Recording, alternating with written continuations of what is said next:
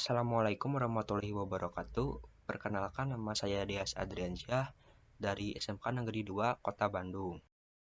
Di video ini saya akan menjelaskan tentang langkah awal pembuatan aplikasi Center of Gravity. Sebelum melakukan pembahasan lebih jauh, kita akan mengetahui dulu atau mengenal apa itu Internet of Things, IoT Working Kit, Center of Gravity, dan IWK Center of Gravity. Yang pertama ada Internet of Things. IoT atau Internet of Things adalah sebuah konsep di mana objek mampu mengirimkan data menggunakan jaringan untuk melakukan aktivitas kerja tanpa bantuan dari manusia atau interaksi dengan perangkat komputer. Jadi, IoT ini merupakan sebuah konsep yang memiliki tujuan untuk memaksimalkan dan memperluas pemanfaatan internet agar dapat terhubung secara terus-menerus. Adapun tujuannya yaitu untuk berbagi data, melakukan remote control, dan lain sebagainya. Yang kedua ada IoT Working Kit atau singkat IWK, merupakan sebuah replika dari perangkat IoT yang dipergunakan untuk memudahkan dalam proses pembelajaran agar lebih mudah untuk dipahami.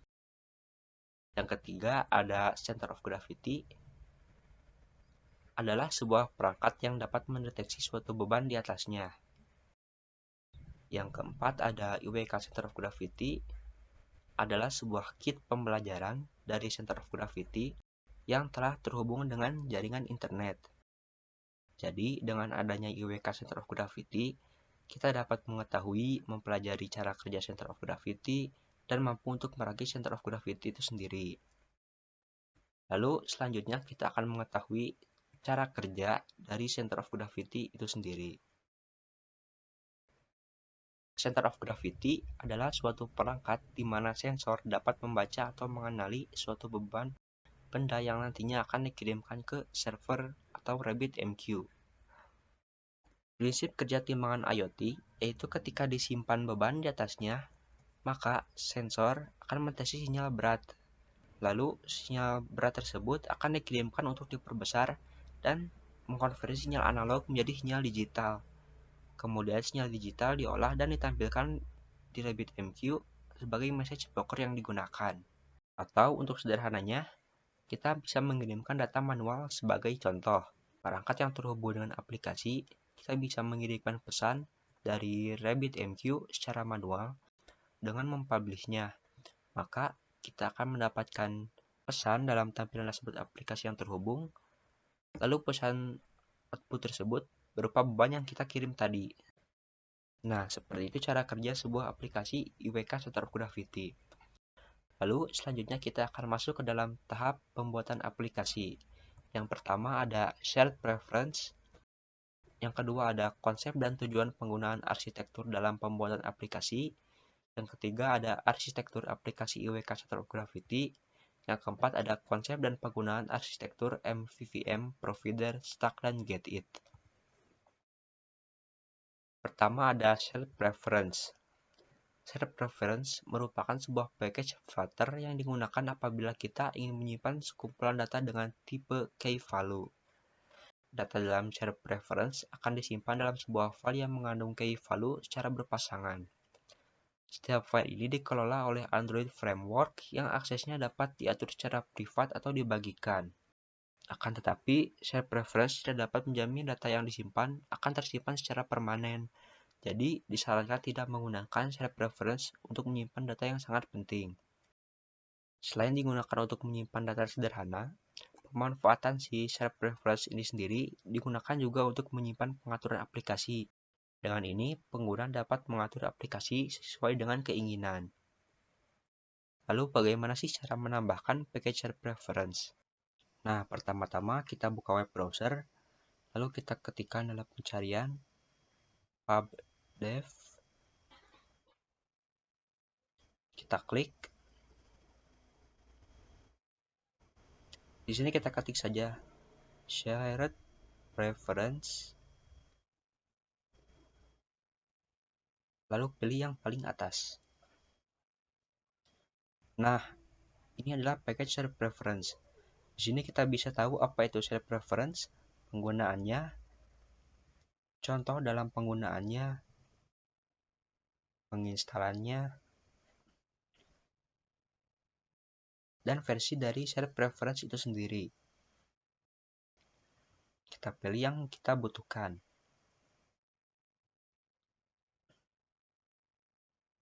Di sini saya memakai share preference 205. Nah, untuk mengaplikasikannya, di sini saya akan membuat fungsi share preference. Di sini saya sudah membuat sebuah contoh aplikasi sederhana untuk memahami dan menambahkan package share preference. Pada tampilan aplikasi di samping, terdapat sebuah teks nomor kosong, 2 button min dan plus, juga icon refresh di samping kanan atas.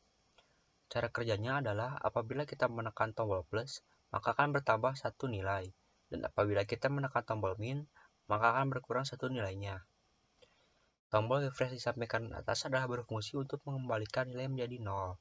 Di sini kita belum menambahkan share preference, sehingga apabila kita menambahkan nilai dan keluar dari aplikasi tersebut, maka nilainya akan mengulang dari 0.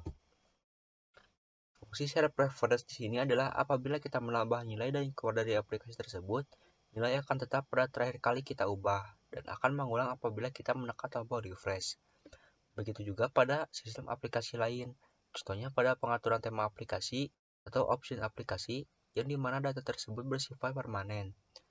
Tetapi perlu diingat bahwa share preference hanya menyimpan data sederhana. Nah, pertama-tama kita tambahkan dulu package share preference. Lalu kita klik pubget.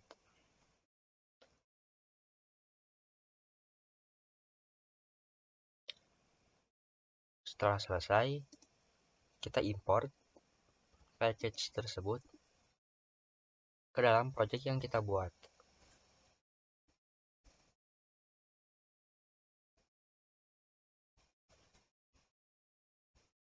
Nah, di sini kita akan menuliskan data seperti pada deskripsi share preference di website pubdev.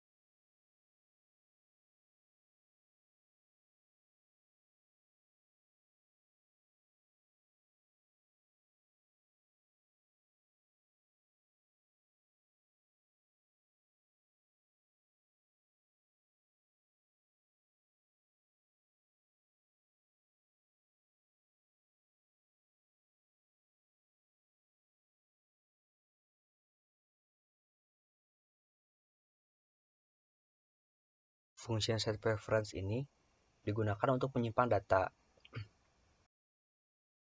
Kita wajib menggunakan await karena plugin ini bekerja secara asinkronus. Jadi, function ini kita jadikan asinkronus.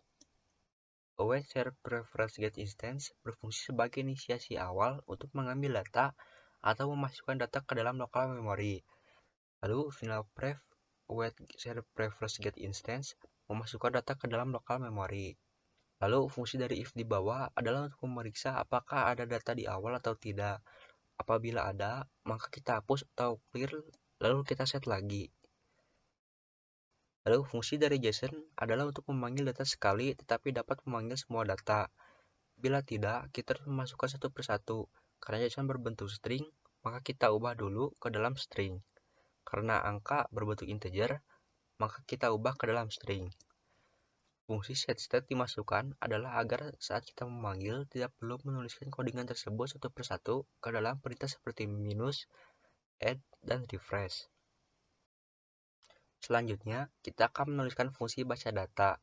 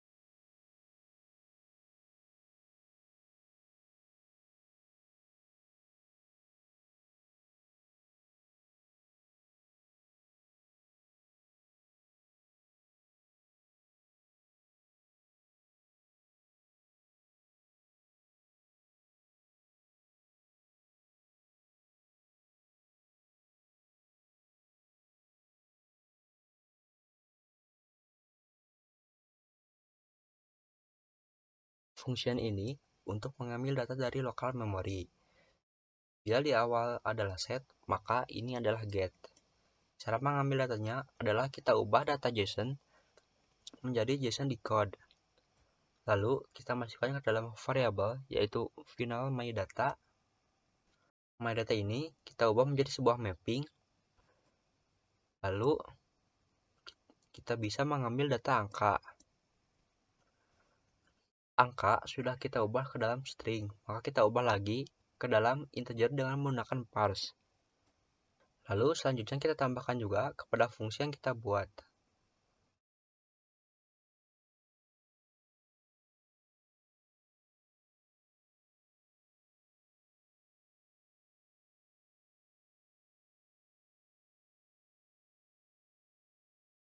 Kita tambahkan set preference adalah agar bila data berubah, maka dapat terpanggil.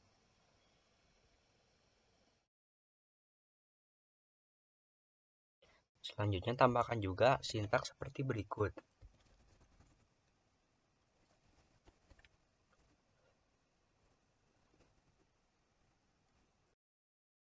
Fungsi future builder adalah untuk memanggil data-data tadi dan menjalankan function getPreference tadi. Nah, sekarang kita coba install ulang aplikasi tersebut.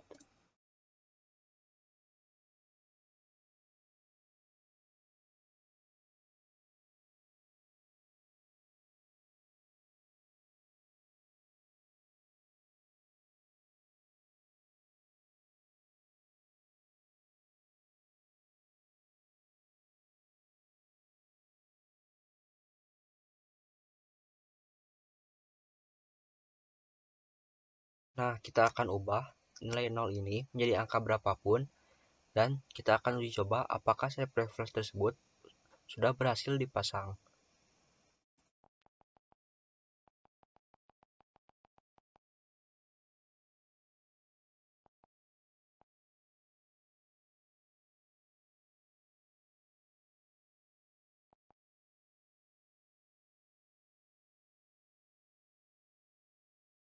Nah, sudah berhasil ya. Nilai tidak berubah dan akan menjadi 0 lagi apabila kita menekan tombol refresh ini. Nah, itulah fungsi dari set preference. Data yang kita ubah tidak akan menghilang saat kita keluarkan dari aplikasi tersebut. Fungsi ini sangat membantu untuk menyimpan sebuah pengaturan atau option pada aplikasi yang kita buat. Nah, kira-kira seperti itu contoh dari set preference ini. Nah, untuk penggunaannya itu sendiri sangat beragam. Ini fungsinya untuk menghapus data pada storage. Untuk mendeklarasikan variabel bertipe set preference, untuk menyimpan nilai integer ke dalam counter, untuk membaca value dari counter, dan untuk menghapus value dari counter. Selanjutnya kita masuk ke dalam konsep dan tujuan penggunaan arsitektur dalam pembuatan aplikasi. Dalam pembuatan aplikasi, arsitektur adalah proses dan hasil dari perencanaan, desain, dan pembuatan sebuah struktur aplikasi. Sebuah aplikasi harus memiliki arsitektur agar memudahkan dalam perancangannya dan memiliki performa yang baik. Contoh dari arsitektur aplikasi yang sering digunakan diantaranya 1. Presentation tier yang menampilkan unsur interface. Yang kedua ada logic tier yang memproses perintah data. Dan ketiga ada data tier, tempat penyimpanan data atau bisa disebut juga dengan database. Setiap tier dalam arsitektur ini bersifat independen dan biasanya disimpan di beberapa platform yang berbeda. Sehingga contohnya apabila ada pergantian operasi sistem di dalam presentation tier, maka yang akan terpengaruh hanya kode user interface-nya saja. Lalu selanjutnya kita akan masuk ke dalam arsitektur aplikasi IWK Center of Gravity. Aplikasi IWK Center of Gravity menggunakan arsitektur PPTK ITB di mana file-file yang digunakan dipisahkan ke dalam beberapa folder yang berbeda-beda seperti berikut. Nah, di sini terdapat folder lib yang merupakan folder default pada Android Studio. Lalu inilah bentuk sederhana dari arsitektur PPTK ITB. Yang pertama ada constants, Folder ini menyimpan pendeklarasian variabel-variabel lokal data dan juga route name. Yang kedua, models. Folder ini menyimpan deklarasi, variabel getter, dan metode setter, serta data JSON. Yang ketiga, ada folder UI. Folder ini menyimpan file router dan 3 file lainnya, yaitu shared untuk mengatur posisi tampilan UI, views berisi sintaks untuk membuat tampilan UI, widget menyimpan widget yang sudah diatur komponennya. Keempat, ada service. Folder ini menyimpan file-file service seperti alert service untuk memunculkan pop-up message, navigator service untuk berpindah halaman, RMQ service untuk publish dan subscribe. Yang kelima ada view models. Folder ini menyimpan file-file yang berisi metode dan perintah lainnya agar kita berinteraksi dengan tampilan UI. Yang keenam ada locator. File ini berfungsi untuk menyimpan metode yang memungkinkan kita untuk mengakses index di mana saja dalam aplikasi. Yang ketujuh ada file main. File ini merupakan file utama yang pertama kali dijalankan saat debugging. Lalu terakhir kita akan masuk ke dalam konsep dan penggunaan arsitektur MVVM, provider, stack, dan get-it. Yang pertama ada MVVM. Model, view model adalah sebuah pola arsitektur dalam pengembangan perangkat lunak. Model merupakan bagian yang mengurusi perintah yang berhubungan database. Model akan mengirim perintah ke view model. Yang kedua ada view, adalah di mana user berinteraksi dengan widget yang ada di layar. View akan mengirimkan permintaan action atau method ke view model. Jika view model sudah mengirimkan data, maka view akan diupdate. Yang ketiga ada view model, adalah penengah antara view dan model. View model menerima interaksi dari user dan akan mengirimkan permintaan data ke model, di mana data tersebut akan dikirim ke view.